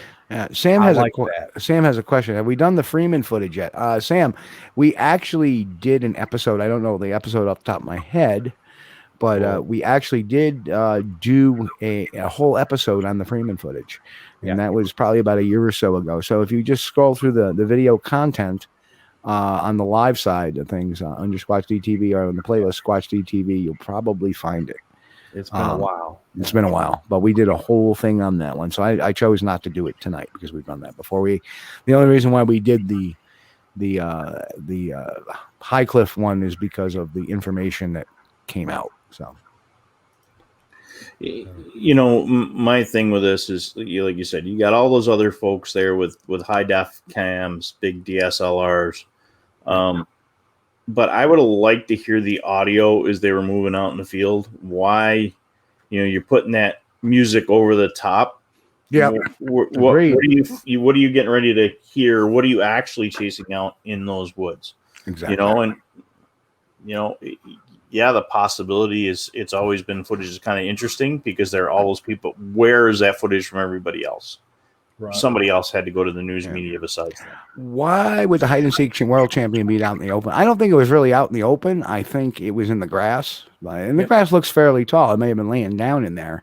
Maybe a chance to get some sun. I don't know. It's Florida. Why would it get sun? I'm not sure. Not entirely sure why. The thing is, it doesn't look like a hoaxed type of incident. There is some other wildlife there, like a bird, which you see very briefly, fly from. It just kind of flies very briefly and ducks down back into the brush. So, like in response to somebody moving closer to it. So I don't know. I don't know. I think you got to give them an A for effort, though. Yeah, Nikki's got a comment down there that is it chasing pigs, and that's what I would kind of say. And another interesting thing I learned this winter was that you don't go running off into those fields unless you're wearing snake boots. Because there's a lot of little stuff running around in there. And there's gators and there's but in that field, I would be worried about the pygmy rattlers or some of the bigger rattlesnakes in that area. And I kind of got that ingrained in my head as I went to step over something. Like, always let somebody else step there first. So, Matt, if you're listening, thanks for that tidbit. As I say it, he pops in. And that's his stomping ground. Is this the same area? I hope he Brown Senior's footage. And to CFB, if you haven't seen the rest of the show, watch it because it's mainly based on Florida stuff. Mainly. Stacy Brown Senior's footage was in North Carolina, wasn't it, Steve? I don't know. It was Florida. It was Florida, and it was Florida? Right near the property that they filmed that original Finding Bigfoot on, if I remember correctly. Somebody, who did I just listened to an interview on that. Okay. Well, to answer Sam's question, I don't know. I don't know if this was near that area or not. Don't know exactly where this was at either. Exactly. So very, very interesting walk down the line tonight with these videos. And like I say, I didn't want to show your typical, this is obviously a baloney one. Let's put someone that is more on the fence with stuff where, it's not a blatant hoax. And I think the ones we've looked at tonight, really put question marks, with the exception of the one that was debunked, the High Cliff one. Yeah.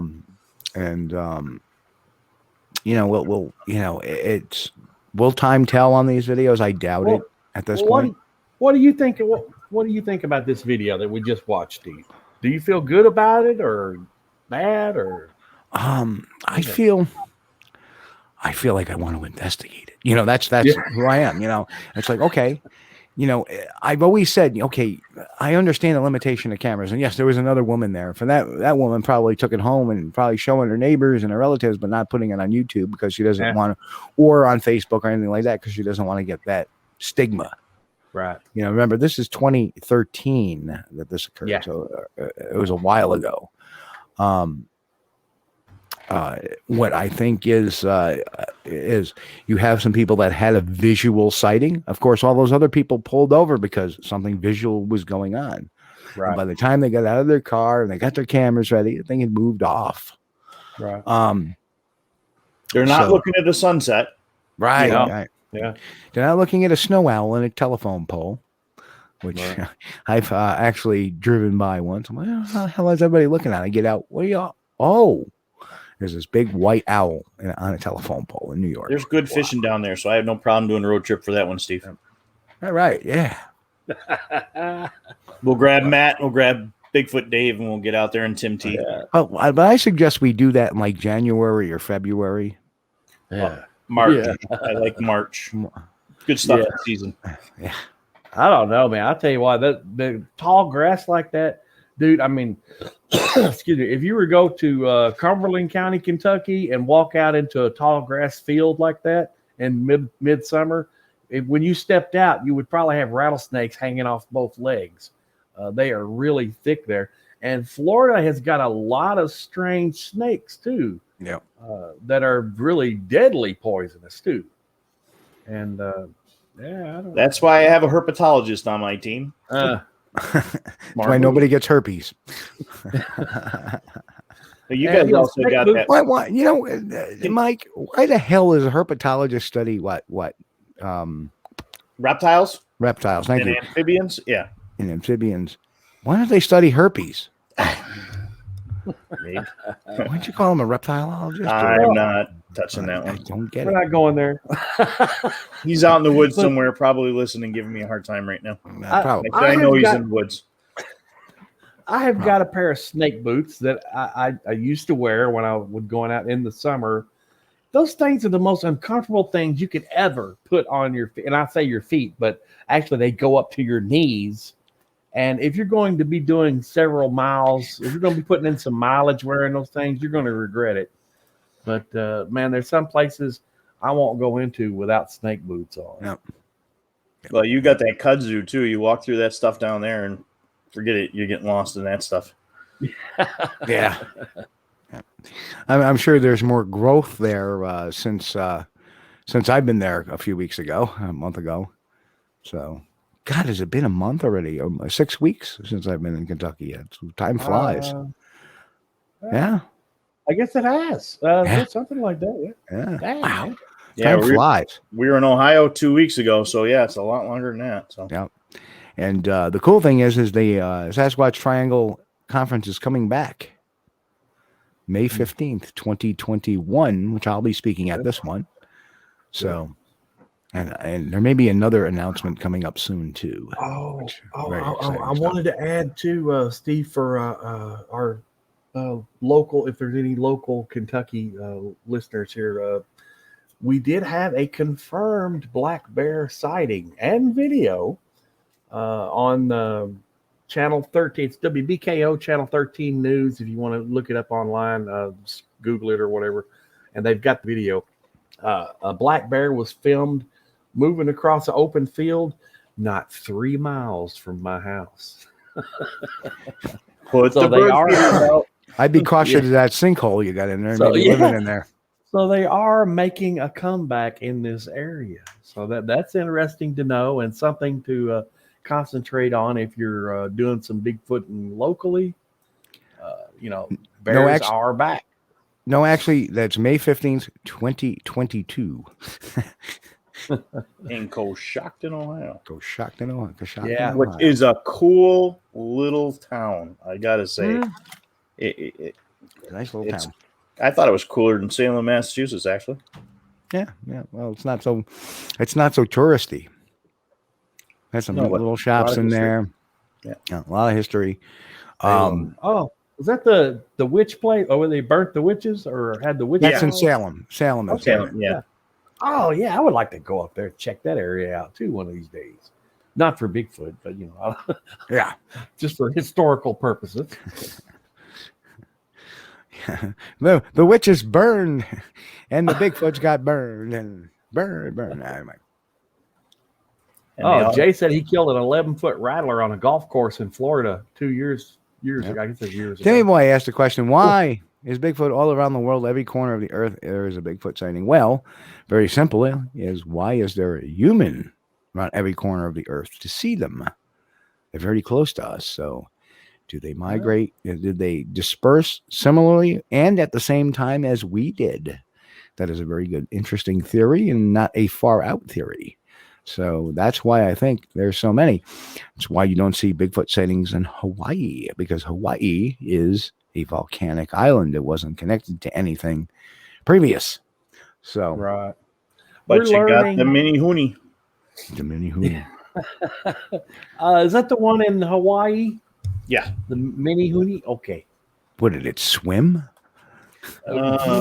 There's some interesting stories to go with that, and but then again, look at the chupacabra in Puerto Rico. No, it actually that's kind of weird too. The Floriensis in the Hobbit. Gotcha. There you go. Yeah. Okay. That's that archaeology degree and anthropology degree coming out occasionally. I have to use it on an island, the little people. Yeah. It's it interferes with the donut eating and coffee drinking. Hey, I thought you guys upgraded to pastry. Depends where you work. Oh, okay. Amish donuts this week. What is it? Amish donuts? Amish donuts, yeah. What the hell is an Amish donut? Donuts made by the Amish. Oh yeah, heavy, lead sinkers. The Amish do some of the best baking. I mean, they can do it. You go It'll put you in the hospital, Steve. Yeah, you get bread, donuts, everything. Yep, it would put you in the hospital. Yeah, shoe fly pie. Mm. So what else you got there for us, boss? That is it for the videos tonight, folks. So it is 10:52, so we're just about wrapped up here on the show. We spread that out very nicely, I must admit. So, well, I really enjoyed this show. A lot of fun. I liked watching the videos and commenting about them and putting a little critique in there. Absolutely. Some of the stuff, I really liked. Amen. And thanks for Mike for coming on tonight. I appreciate you guys sending me the invite. Sorry, folks, that I came in a little late, but I had to get my setup and get the dogs put away before they made too much noise. That's why I've been quiet, so I'm not waking them up too much behind me. Yeah, and Mike doesn't have a little dog. I have a little dog and a big dog. Mike's got beasts. Yeah, Shepherd and a Doberman hiding behind the good old green screen. Oh. No, I have ankle biters. I gotta thank the chat for really getting there and give it a D+. E for detective. So, but yeah, we got some Steve and I. We got some projects coming out, and we got to get out and see you, Chris. So. Yep. Oh man, I'd be glad to have you. Come on out, dude.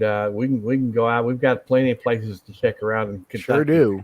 And if we don't, if we don't have a Squatch sighting, we may have a black bear sighting here. So that works. I need to get to Mammoth Cave. One of my college professors did a lot of research back there in the 90s and the late 80s, and I really like to see what he was always talking about that cave system. So. It is interesting. Plus, anybody that's into the touristy thing, if you like Bigfoot, You can also take the tours of the Mammoth Cave in the park, which is really nice, you know. Excuse me, but be aware though, if you do take those tours, they're like, you know, you're going to walk 2 or 3 miles, so health wise, not everybody can do that. Not like David, who walked like 16 in a day. Oh my gosh, yeah, I remember those days. You know, Steve, there's a good. Somebody just put thing. You know, remind us of Memorial Day, and you know, thank you guys. You know, the veterans that are here and those, you know, on this Memorial Day. But that Memorial Day footage, what do you guys think of that? I'm not so convinced. Okay. Not convinced at all. I just wonder if, you know, I don't remember you guys, you know, did a breakdown way before me, and you know. No, we haven't really talked about the Memorial Day footage very much. I'm just not a big fan of it. We've had it on before. We did. It's been maybe several years ago. Not a very big fan of it. Okay. I'm just not. It kind of triggered being this weekend. Why would a Sasquatch run towards people? It just makes no sense to me. I don't know. What got me, you know, at the end of the video, after the Sasquatch gets tuckered out and he starts walking across the remaining edge of the field there, something comes back off his head and starts flopping around. So yeah, but you know, too. But conversely, if it was a hoax, why would you take that? Why would you leave that in the video? Or why would you take that off if you're still in the video? It makes no sense. The people making the video might have thought it was real. The hoaxer was maybe the guy. Yeah. They may. But you know, there is a very big thought process going there that there was a Bigfoot researcher with them, but he has passed on since. So. Why? Christy asked a question. Why wouldn't a Sasquatch run towards people? Because their defense is avoidance. They want nothing to do with us. Otherwise, if they were running towards people, there'd be a lot better video and a lot better photos and stuff like that. Well, yeah. And that's the thing, too. You know, when we watched that Florida skunk ape video, the guy's like walking towards the flying spaghetti monster. Oh, if we're going after Pastafarians tonight, Pastafarians, that's a whole nother thing. And if we're going after the Church of Spaghetti Monster, so that's right. If the pirates out there, bless you. Yes, he said it was undercooked. Oh man. Janice Carter says Blackie, the Bigfoot named Blackie, runs at people. Yeah, Well, you know, that's why didn't run at Igor? Damn it! I wouldn't recommend approaching one. No. You know, the guy was with his camera or whatever it was walking towards the creatures, whatever they were, in the tall grass. I wouldn't do that. That's not a good idea. Well, do we know that for sure? Well, Christy, what I would say is this, is that depending on the circumstance, they may bluff charge you like a gorilla. So but when there's a group of people, you know, when there's a whole group of people, it just doesn't seem like normal behavior for any type of animal or creature in the woods. They would go the other way. Even bear. When the bear see a group of people going, they go the other way. So I would, you know, and if a bear is that smart, which sometimes they're not very smart, definitely a deer would, definitely a Sasquatch would be like, okay, I'm out, because we are the apex predators. But anyway, we are just about out of time. So Chris, your final words for the evening. Mike, again, thank you so much, sir. Yeah. Thank you. Definitely want to thank Mike for being on with us. Absolutely. We appreciate having you, bud. Absolute honor every time. And we want to thank our wonderful audience and listeners. Thank you guys, all the people listening on audio too. Make sure you check out the video so you can check out those videos on YouTube. But anyway, if it's the first time you're watching us or listening to us on YouTube, please hit the like, share, subscribe button. Yep, we appreciate it. Helps with the search algorithms. Thanks. Every little bit helps. Yeah. So, folks, on behalf of everybody here at Squatch-D TV, we want to wish everybody a happy and safe week, healthy week. And most of all, God bless and keep on squatching. We'll catch you all here next week. YouTube.com/Steve Coles. Sunday nights, 9 p.m. Eastern. Squatch-D TV. We'll catch you all next week.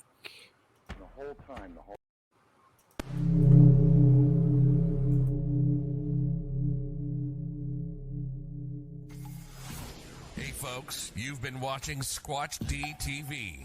Join us each week, Sunday night at 9 p.m. Eastern, for the latest on the Bigfoot mystery. As always, we thank you for being our loyal viewers and encourage all to subscribe to our YouTube page at youtube.com/Steve Culls. As always, have a great week. Stay safe.